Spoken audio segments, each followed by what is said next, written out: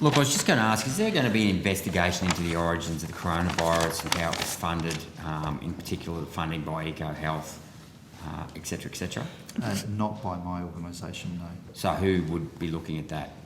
Well, I don't think anyone would be looking at that. I know there was much work done across the world in terms of the origins and what intelligence could tell you in that regards, but it's certainly not something my organisation focuses on.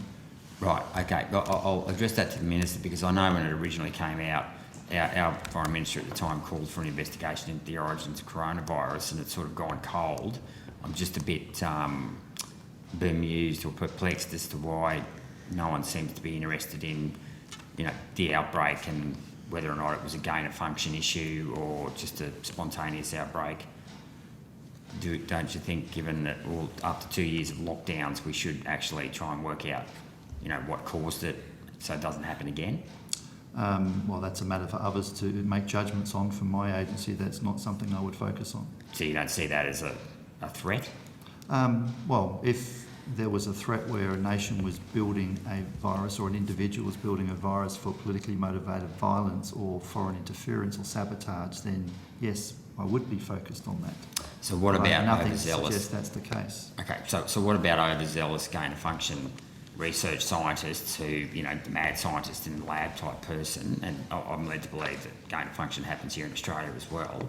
At what point does gain-of-function stop being gain-of-function and become a potential bio-terrorism risk? Well, again, bio-terrorism means there'll be individuals that are actually doing that to actually conduct acts of violence or politically motivated violence, in which it would be the focus of my organisation, but we don't see evidence of that. Okay, so what if the intent wasn't necessarily to commit terrorism, but just, as I said, just through reckless... Well, we wouldn't be looking at that. Right, so who would?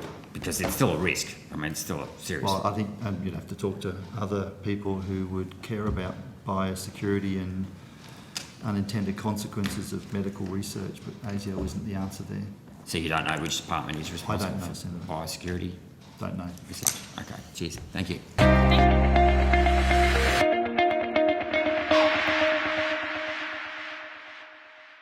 Authorised G. Rennick, LNP Chermside.